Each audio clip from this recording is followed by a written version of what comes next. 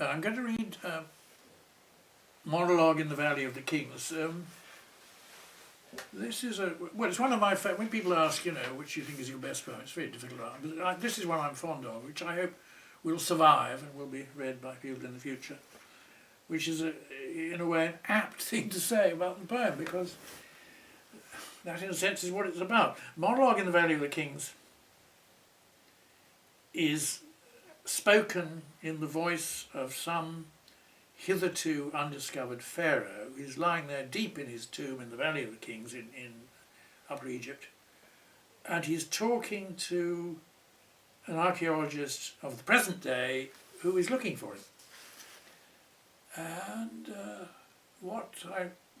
it's very curious how this poem came about. I was writing a poem actually in Libya about the hidden self. I mean, I can't go into the details because I can't even remember them, but it wasn't working. I couldn't get it right. And then nothing happened. And I came back to England after Libya, and I was in the British Museum and looking at those marvellous Egyptian bound mummies.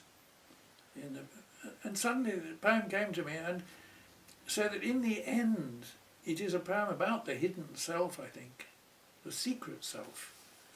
But it's got all this Egyptian stuff around it. It's bound up with it. And I think it reads aloud rather well. Monologue in the Valley of the Kings. It's quite long, about just short of 5 minutes, I think.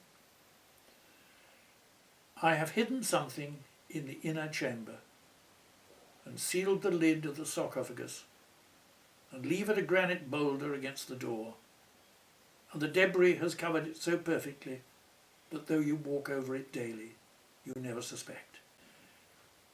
Every day you sweat down that shaft, seeing on the walls the paintings that convince you I am at home, living there. But that is a blind alley, a false entrance, flanked by a room with a few bits of junk, nicely displayed, conventionally chosen.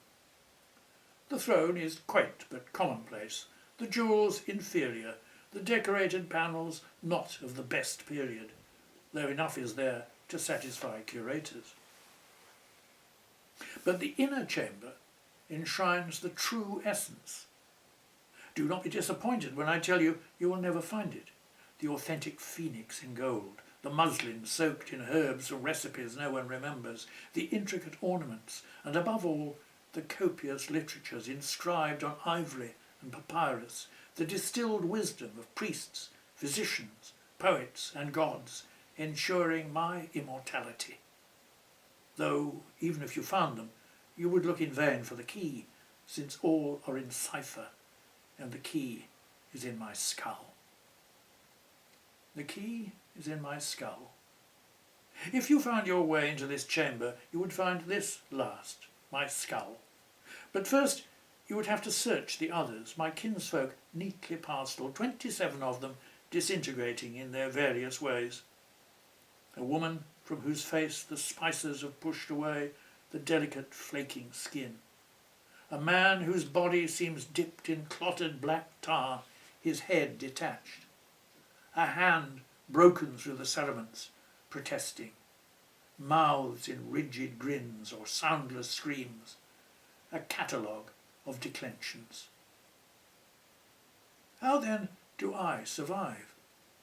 Gagged in my winding cloths, the 4 brown roses withered on my chest, leaving a purple stain.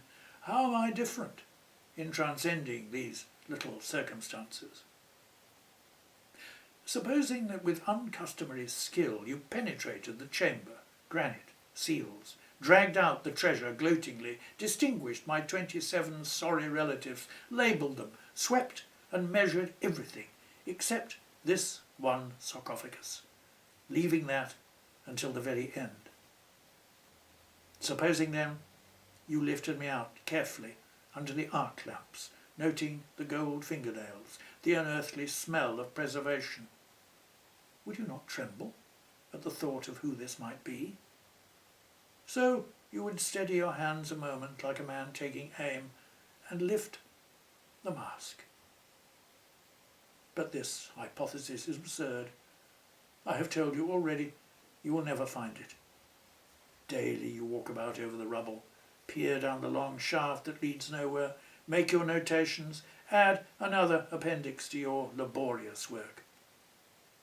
When you die, decently cremated, made proper by the register of births and deaths, given by the Times your 6-inch obituary, I shall perhaps have a chance to talk with you. Until then, I hear your footsteps over my head as I lie and think of what I have hidden here, perfect and safe.